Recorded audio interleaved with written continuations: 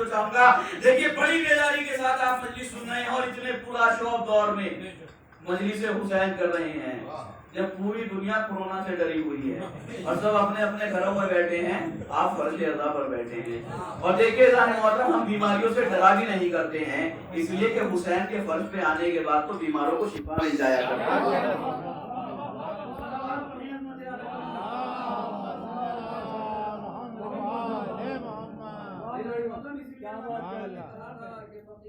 शहर को हैरान कलम ने किया। लेकिन जितने अच्छे अंदाज में मैं शेर सुनना जानता हूँ, आप जानते हो उतने अच्छे अंदाज में सुनाना भी जानता हूँ। फरमाइएगा कि अल्लामा इकबाल कहते हैं कि फकीह शहर को हैरान कलंदरों ने किया। फकीह शहर को हैरान कलंदरों ने किया। फकीह जो पुराने जमाने में बादशाहों के काजी हुआ करते थे। अल्लामा इकबाल फरमाते हैं, आप लोग मजलिस हुसैन में आए हैं इस वबाई दौर में और इस बीमारी के दौर में। अल्लामा इकबाल ने कहा कि फकीह शहर को हैरान कलंदरों ने किया। फकीह शहर को हैरान कलंदरों ने किया। गली गली निकल आए अली अली कहकर, गली गली निकल आए अली अली कहकर। देखिए माशाअल्लाह से आप जैसे जज्बे ईमानी से लबरेज अली के दीवाने देखकर, अली के मस्ताने देखकर, अली के चाहने वाले देखकर मेरा जी चाहता है कि मैं आवाज दूं उन दुश्मनाने अली बादशाहों को कि जो अली का जिक्र मिटाना चाहते थे। जरा वो अपनी कब्रों के जहन्नुम से निकल कर देखे कि शाम का तख्ते हुकूमत क्या हुआ, अली का दरवाजा आज भी सजा हुआ है। चाहता है मैं आवाज दूं दुश्मनाने अली बादशाहों को कि जिन्होंने 70 बरस तक 70,000 मित्रों से 70,000 खतीबों के जरिए अली की किरदार कुशी की, अली के फजाइल फैलाने की कोशिश की, वो अपनी तमाम तर कुव्वतों के साथ अपनी अपनी कब्रों के जहन्नुम में चले गए। अली का जिक्र कर भी बाकी था, अली का जिक्र आज भी बाकी है।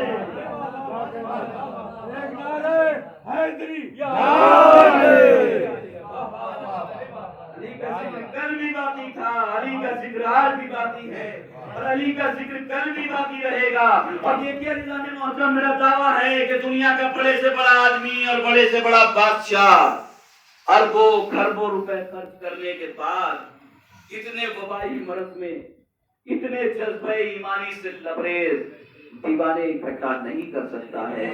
देखिए निज़ाम मोहतरम, खरीद सकता है मगर दिलों पर हुकूमत नहीं कर सकता है, इसलिए कि अली की मजलिस में आता ही वो है कि जिसके दिलों पर अली की हुकूमत हुआ करती है। और देखिए जाने मोहतरम, मेरा दावा है कि दुनिया का बड़े से बड़ा बादशाह अब अरबों खरबों रुपए खर्च करने के बाद भी इतने जज्बे ईमानी से लबरेज दीवाने इकट्ठा नहीं करता है। और देखिए दुनिया का कानून ये है, दुनिया के चाहने वाले, दौलतमंदों के चाहने वाले उस वक्त तक मौजूद रहते हैं कि जब तक वो दौलतमंद रहता है या उसका पैसा रहता है। इधर वो बादशाह चला जाता है, इधर वो दौलतमंद चला जाता है, इधर उसका पैसा खत्म हो जाता है, इधर चाहने वाले चले जाते हैं। लेकिन अजीज़ाने मोहतरम, ये दुनिया के अंदर वाहिद बादशाह अली बादशाह है जिसे 1400 बरस हो गए हमारी नजरों से ओझल हुए, लेकिन कसम खुदा की उसका दरबार आज भी उसी शान से सजा हुआ है, उसके दरबारी आज भी उसी शान से मौजूद है।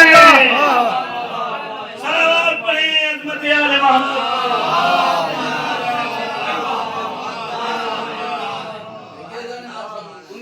कोई कितना ही बड़ा पैसे वाला हो लेकिन चले जाते हैं।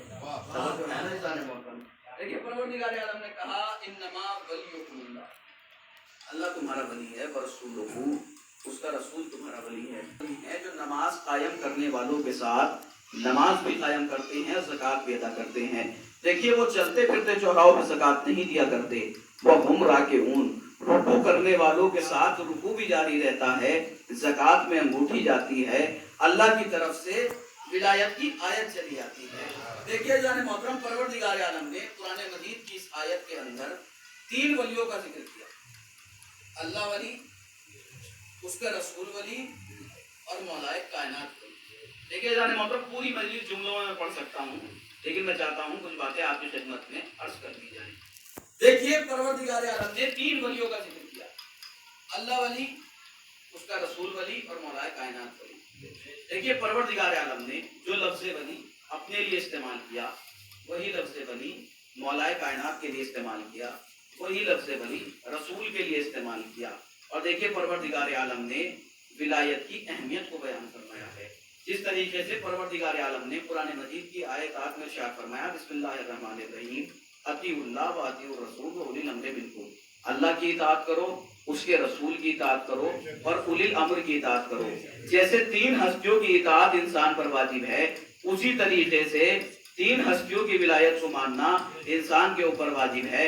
اگر کوئی انسان اللہ کی ولایت کو مانتا ہو اور رسول کی ولایت کو مانتا ہو اور علی کی ولایت کو نہ مانتا ہو تو اس کا مطلب یہ ہو جائے گا کہ اس کا نہ اللہ کی ولایت کو ماننا کام آئے گا نہ رسول کی ولایت کو ماننا کام آئے گا۔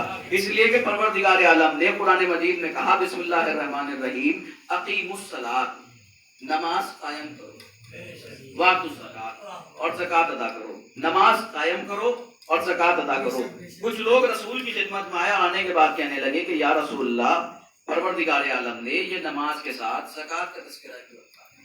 پروردگار عالم کو خالی اتنا کہنا چاہیے تھا کہ نماز قائم کرو، زکوٰۃ کے ذکر کو چھوڑ دیتا، لیکن پروردگار عالم نے قرآن مجید کی اس آیت میں کہا اقیموا الصلاۃ، نماز قائم کرو، وآتوا الزکاۃ، اور زکوٰۃ ادا کرو۔ تو نبی سے پوچھا گیا کہ یا نبی اللہ، یہ نماز کے ساتھ زکوٰۃ کا تذکرہ کیوں رکھا؟ تو نبی نے فرمایا کہ دیکھو، نماز ذریعہ عبادت ہے، زکوٰۃ ذریعہ قبولیت ہے۔ بیدار ہو جائیے گا، اس لیے کہ تاریخ 7 جملات کے حوالے مجھے کرنا ہے۔ بھئی دیکھیے، نبی نے کہا کہ نماز عبادت کا ذریعہ ہے، زکوٰۃ قبولیت کا ذریعہ ہے، تو اب نتیجہ یہ نکلے گا کہ اگر کوئی انسان زکوٰۃ نہ نکالے تو اس کی نماز قبول نہیں ہوگی، اس لیے کہ نماز عبادت کا ذریعہ ہے، زکوٰۃ قبولیت کا ذریعہ ہے۔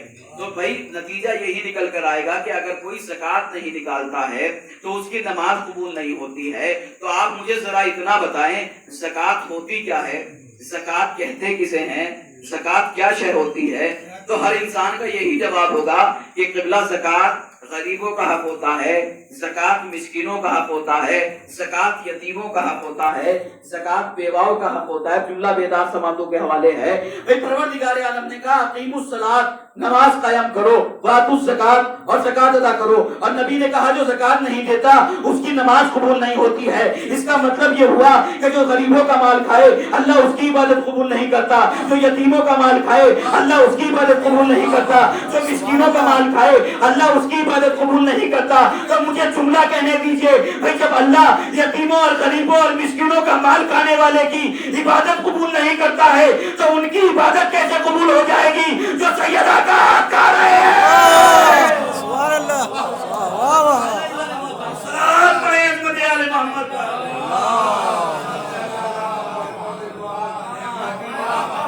جب پروردگار عالم نے یہ قانون بنایا ہے نماز قائم کرو، زکوٰۃ ادا، نبی نے کہا، نبی کی بات صبح قیامت تک باقی رہنی ہے، قائم رہنی ہے اور اس پر عمل کرنا ہے۔ زکوٰۃ کے بغیر نماز قبول نہیں ہوتی ہے، تو اس کا مطلب کیا ہے؟ یتیموں اور غریبوں کا مال کھانے والے کی، عام یتیموں اور غریبوں کا مال کھانے والے کی اللہ عبادت قبول نہیں کرتا ہے، اور کوئی اگر جناب سیدہ کا حق کھا رہا ہے تو اس کی عبادت کیسے قبول ہو جائے گی؟ بس اسی طریقے سے عزیزان محترم ولایت کا مسئلہ ہے۔ اگر کوئی علی ولی اللہ کو نہیں مانتا ہے تو اس کا مطلب یہ ہے کہ وہ لا الہ الا اللہ کو ماننے کا فائدہ نہیں ہے، محمد رسول اللہ کو ماننے کا فائدہ نہیں ہے۔ صلوات پڑھیں عظمت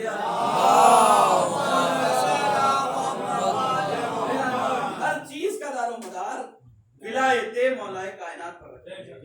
اور دیکھیے، مجھے آپ کی سماعتیں دیکھتے ہوئے قبلہ مولانا علی رضا رضوی صاحب پاکستان کے بہت بڑے خطیب ہیں اور لندن میں رہتے ہیں، ماشاءاللہ سے بڑا آج کل ان کا نام ہے اور لوگ سنتے بھی رہتے ہیں۔ ولایت کے حوالے سے گفتگو ہو رہی ہے تو میں ان کا ایک واقعہ، ان کا پڑھا ہوا ایک واقعہ آپ کے حوالے کرنا چاہتا ہوں۔ بھائی ولی کے معنی کیا ہوتے ہیں؟ ولی کے معنی ہوتے ہیں سرپرست، ولی کے معنی ہوتے ہیں سرپرست، ولی کے معنی ہوتے ہیں رہبر کے، ولی کے معنی ہوتے ہیں لیڈر کے۔ اور دیکھیے، پروردگار عالم نے ماں باپ کو اولاد کا ولی بنایا۔ اب ماں باپ کا اختیار ہے کہ اگر کوئی بچہ اچھا کام کرتا ہے تو وہ جزا بھی دیتے ہیں، اگر برا کام کرتا ہے تو وہ سزا بھی دیتے ہیں۔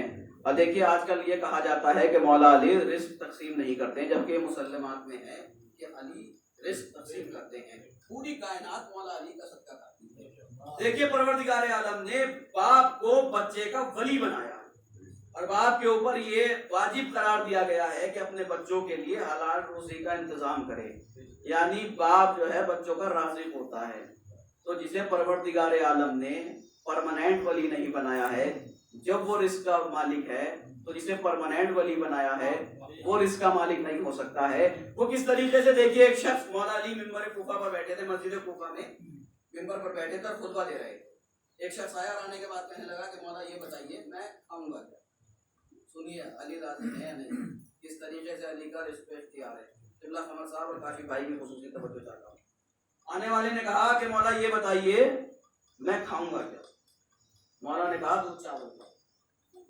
बड़े अजीब लोग थे और उल्टे सीधे सवाल क्या करते थे। कहा खाओगे? खाऊंगा क्या? कहा दूध चावल।